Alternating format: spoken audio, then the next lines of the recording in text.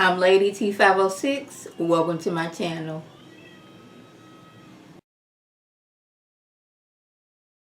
Hello, everyone's. I am here for my review of The Have and the Have-Nots, Season 8, Episode 13.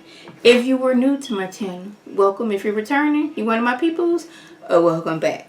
Before we get into this review, let's get into some comments from last week. Raindrop Fisher says, Hi Lady T, nice to see you back. Oh, thank you, boo. I'm watching you now. Tanner is horrible. Totally agree. He's worse than Justin, I feel. Agree as well. Including being a liar and a deceiver because he's about to kill Jeffrey and he's working with Veronica. If you're working with Veronica, I'm just going to already assume that you were evil just like her. Look like she's going to pay for her sins by losing her only son because Tanner is up to no good with Jeffrey, trying to get him to meet him and lying to him about the memorial will be done the day after he killed. What's going on here tonight? I was like, yeah, like, I know certain, people of a certain hue. It take them a while because, people don't be having insurance. There's people out of town, a lot of things going on. But I ain't never heard. Well, I mean, maybe. Isn't like a memorial for like after like a few years? I don't know. It just seems suspect all the way around. Where we at? Tyler should be ashamed. Not writing better lines. We've been saying this for years about Tyler, that he needs to have more writers, but with more writers, there's union, and there's all these other things. Me personally, as an actor, I'll be like, this is one very long-winded and don't make no sense, and you flipping things around and don't make no sense at all. That's just me. Girl, the episode was terrible tonight because nothing happened. We were left on a cliffhanger and we're in the last season in the finale of the show. I know, right? How are we going to bring things together? Jeffrey, Benny, and Wyatt's roles are bad. Wyatt should never have been able to knock Macho Madison out unconscious on the floor while he's stealing drugs in the supply room. Wyatt is going to be on the run now. I despise Wyatt for the way he treats people and killing the man and trying to kill his parents. Thank you for giving us a great review. Thank you. I try. I really do. Until next week, take good care, T. I will. Okay, Karima says, dude name is Sandy Malone. You must be thinking of Sonny from The Godmother. Father, I called that man Sonny all last episode, and I just knew in my heart that was his name, and that was not it. It's Sandy. Child. I'm so used to giving people name and then like not remember names. I said, your nails are beautiful. Thank you, Karima. You can just call me Karima, first name. Middle name is Khadijah. My husband's name is Basil. Islamically, Jutu Basil means spouse of Basil. Stop chopping up my name up. I'm sorry. I told you I did not want to be disrespectful and I didn't know how to pronounce it. But from now on, we just gonna call you Karima. So thanks for the comment, Karima, and thanks for the comment, Raindrop Fisher. And Bobby Ray says, good review. Brianna and Benny still going to get together. Yes, and Benny will be killed, be in a drive-by and, killed off. I don't know. Benny and Wyatt, they seem to be immortal. Because Benny then got ran down by Wyatt. He got stabbed. He got shot in a shootout with the Malones. He's still here. Y'all know all things Wyatt has gone through. He's still here. Y'all give me a second. My husband got that doggone music up too loud. Got my husband in there watching stuff and it's just as loud as all get out. Child, I'm back. But yeah, thanks for the comments.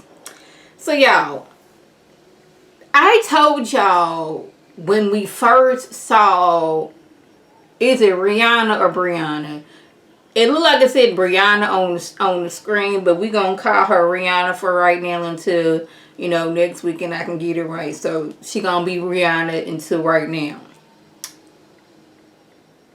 told y'all, soon as Benny saw her, this gonna be bad. Benny is going to get in it with the Malones, and somehow Mitch is gonna get blamed for something, and Mitch is gonna get hurt. I told y'all back then, and look what happened. It's not even that Tyler is writing. It's like his writing has come predictable. Still love this show. Still like to crack on it, but yeah, this episode, y'all know.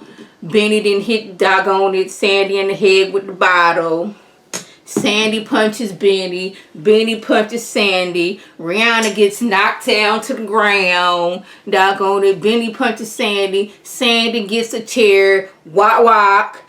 Knocks Benny to the ground with the chair. Sandy up there trying to get Rihanna to leave with him. And she was like, I'm not going over with you. And then she's talking about Benny. Benny, don't you know who he is? He's like, first he was like, come on, we leaving. She's like, I'm not going anywhere with you. You were crazy. You just beat him down. I don't want to be next in line for a beat down. I know how you get down. I'm not going nowhere with you. Benny, he been all tough and rough and all that other stuff. And then she's like, do you not know who these people is? He's like, I know him. You don't know. He's like, I know his family. Like, first of all, how do you know his family? I know I'm being over dramatic here. But y'all, this is how I be. Yeah, she's just like, yeah, I know his brother. Which brother? Mitch? Mitch almost as bad as him. They almost killed my last dude I was dating. I'm like, first of all, Mitch, you got some explaining to do. What you mean you was up her almost, put the last boyfriend in the arms of the angels? What? Another thing.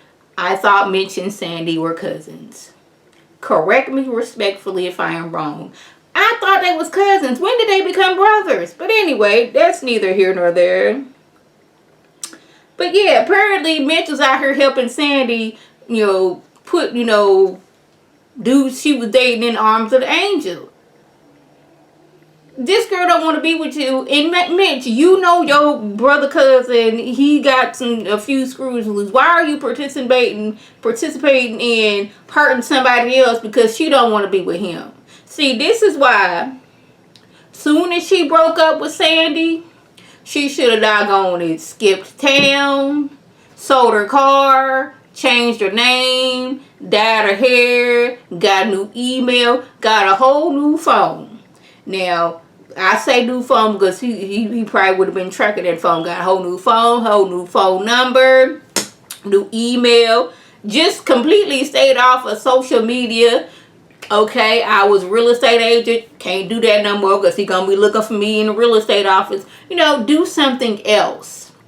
Not stay in the town where this crazy fool is and his doggone family who was affiliated with some illegal activities. That just didn't seem like a smart thing to do. But hey.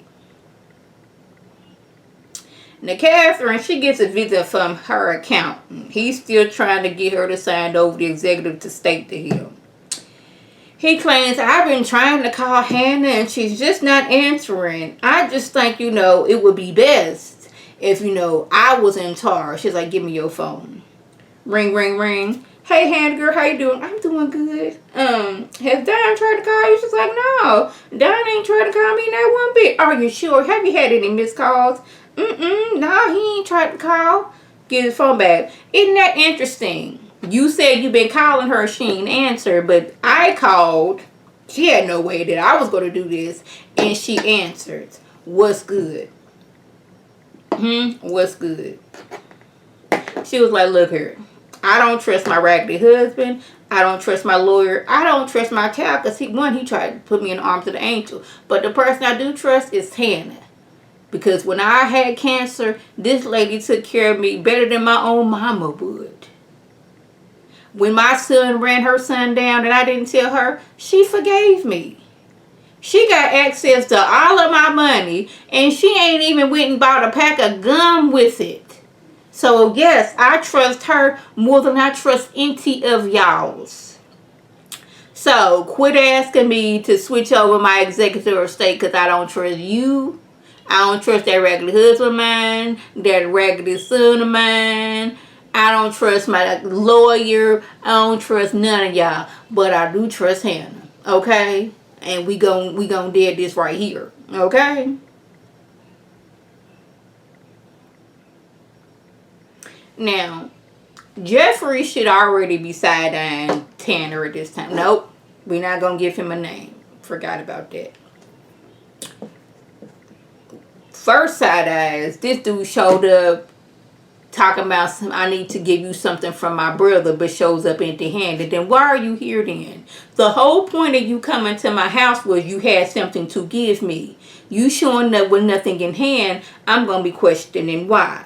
He's asking Jeffrey, what was Justin like? You know, he was like, well, he was your brother. You should know. It's like, what was y'all doing sexually? Was y'all dressing up? First of all, dude, that's none of your business. I don't care if I was running around here with a chicken suit on. That ain't none of your business. That's what he should have told him. My whole family would love you to be at the memorial. It's like, oh, including your raggedy mama? We could just put you on the balcony. You know, his brother's like, he's like, you know what? You a lot like your brother. He said, how so? Y'all don't like to take no for an answer. I'm nothing like him. I'm not into guys. And that's exactly what your brother used to say. Okay? Exactly what he used to say. It's like, yeah, and no need to bring that so-called package by. And another thing. Your brother didn't have HIV, and I don't have HIV. Really? Were you shocked? It's like, no, I wasn't shocked. Because I know what's up. So I'm going to need you to chuck these and go on about your business. I was like, I'm starting to believe by the way homeboy acting. He's acting just like Justin, but he just ain't got to the I'm going to force you to do something type of situation. But Jeffrey, I'm glad that you finally got some smarts. And you just ain't gonna be like, you know what? I know for sure that your mama don't like me and she blames me for Justin being in the arms of the angel. Ain't no way in the world that I'm gonna show up into this memorial. You know how doggone messed up that would be me, the man that he left his wife for, even though I wasn't with him for real. But he still lost his family because of me. And your mama over here blaming me, and you expect me to go to this memorial? Are you crazy? Or are you stupid?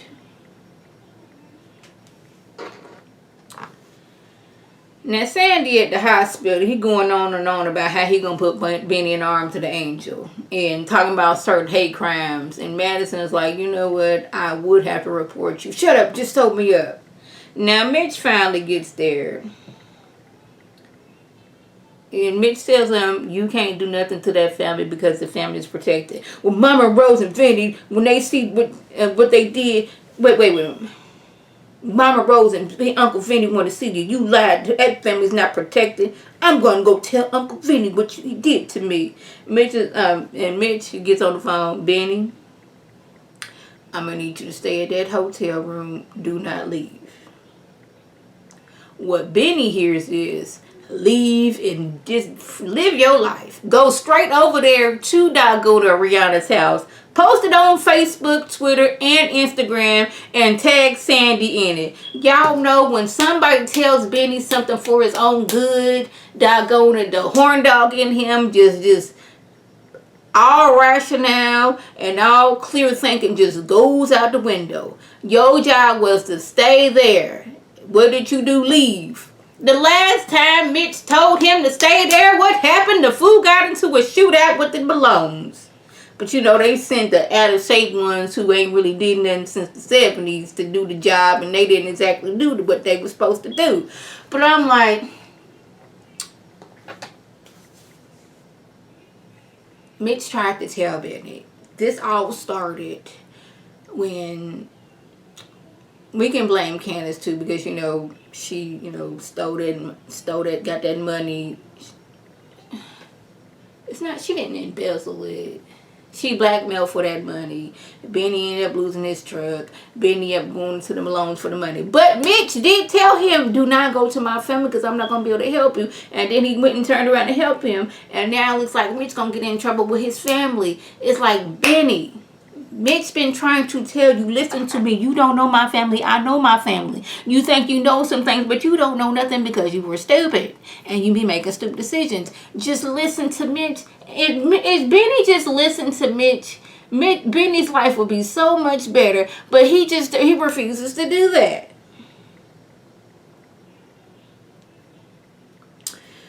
So since Wyatt doesn't know how to act because he's been throwing pee at people, they done got him strapped to the bed.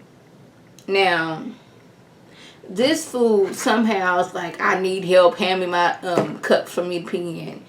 This dude don't know how because he don't see any athleticism in any sort of way, shape, and or form, was able to clutch his thighs, lift up, mind you, and clutch his thighs around Madison's neck while he's doggone it, unlatch me before you die. Madison, this is when Madison should have been hitting, he should have been hitting Wyatt every place he could. Like, I know you finna pass out, but you could have got some few licks in, even if you had to hit below the belt. A couple of hits right there would have, temporarily, unlock those thighs, and you could have, like, broke free or something. But no, Madison, he didn't doggone it right before passing all the way out, was able to untie Wyatt. And now Wyatt has taken an unconscious Madison's clothes and put them on him, and then had the word to be changed, like, dang, you a big dude.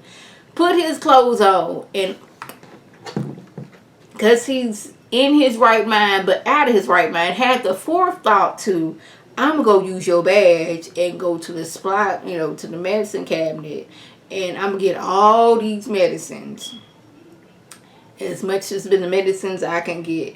How is it that Wyatt can manage to be immortal and escape custody several of the times? Can somebody please explain this to your girl?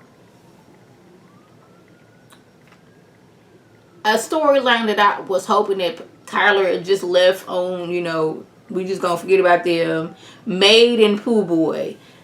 They just openly talking about how they are scamming Veronica. Talking about I got into her account and all this other stupid. Just being stupid for no reason. Like, y'all are in this lady's house. Y'all know this lady, she is very meticulous in how she gets down. You should assume that she has cameras everywhere in every single room. She got live feed going on. She can see live feed, she can doggone pick up everything, and they just over here just spilling the beans. I told her we had a son that died. I told her this, that, and the third. Just laid out their whole plan. Being stupid. Now, I am not a criminal, but I would think the person that I am in a criminalistic, endeavor with. Now, I know criminalistic is not a word, but it seems befitting right now. If I was in some kind of criminalistic activity with somebody, we wouldn't talk about this criminalistic activity at all. Once we made the plan, we gonna do A, B, C, and D. We not talking about it no more until the plan is resolved. We got the money, and we didn't doggone it went somewhere without an extradition date. That's what I would think would happen. I wouldn't be out here with, my, criminalistic activity partner just going on and on about what we're doing. It's like the villains in, like, either movies or cartoons. They done caught the bad guy and they go on this whole monologue about, yes, at 8:15, my crew's gonna show up on West 3rd Street and we gonna rob the bank. I know the teller, she got like a short bob going on. She's our inside man, and she's not gonna trip the wire for us, and she's gonna get us all the money. He turned around and leave, and the good guy, they either called the police or got there fast enough because, they got, special powers and all that stuff. And it's doggone 802 on West 3rd Street, and we done got you doggone the coppers in handcuffs, and now y'all all in jail. It's that type of situation. But it was just stupid. Now, Wyatt, he didn't got back to his, condo. This fool sits down. There is beer on the table. What does he do? I ain't been in my house since I don't know when. There's beer on the table. We not gonna ask why this beer is on the table. We just gonna start drinking it. Okay. Random junkie neighbor, she comes up. Ooh, you got pills. Let me have some. Don't know what the pills are, but we gonna have some. She was like, oh my goodness, this is the strong stuff. You really need to be careful. You could be put in the arms of the angel. A responsible junkie. That's what we have here. You know, I get high, but I ain't trying to get high. There's some drugs on the table. Not gonna question where the drugs come from. Oh goodness, it's cocaine right there. Yay for me! Let me do some drugs. Browder pops up after junkie neighbor lady then got scooted off. You ain't got no drugs. You ain't got no pills. You got no, you have no use for me. Be gone, woman. Browder shows up. So now I was gonna kick you out, but now I realize you got a connection to the drugs. You my new drug buddy. I'm like, Roger, he's like, do you have money? Of course I have money. Look at this place. That don't mean you have money. So I just foresee that these two is gonna be in the arms of the angels because they ain't gonna have no money to pay. Now Broderick, he probably got, I got my money. This fool said he got money. So if the dealer is smart, he gonna get his money up front. Not you done doggone it sniffed $22,000 worth of drugs and now I'm looking for my money. But this is Tyler Perry land and any and everything goes. Like the last time he got drugs on credit. Like what drug dealer does that?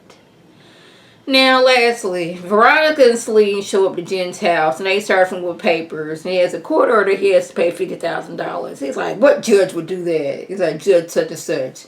Oh, the judge that hates me. You must have slept with him. I did. Twice. Now, Jim's like, do you really want to do this, Celine? She's like, yes, I want to do that. I have no choice. Out of nowhere, she put Amanda in the arms of the angel. Excuse me? She did what? Now, I know we on season 8. And this, I don't even know how the timeline goes as far as since episode 1, season 1 to season 8, episode 13. I don't know how long this time has been. Has it been, 8 years? It ain't been no 8 years. Like, has it been 7 years? Has it been a month and a half? I don't know the timeline, but I would believe that Celine would either be up in somebody's jail or in the arms of the angel herself. You wouldn't have went this long without doing something to her. So where are we going with this, Tyler? I was confused. Just out of nowhere, you put Amanda in the arms of the angel. Granted, I've seen you multiple times. I've threatened you multiple times. You were still living in my house. Now, correct me if I'm wrong. Was she still working there after Amanda was put in the arms of the angel? She may or not be. In my mind, it's not going back that far. But you would not be just walking freely out here in this world. You would be in the arms of the angel yourself or in jail. So I don't know where Tyler and or Jim is going with this. So y'all, that was the gist. If I left anything out, by all means, leave a comment below.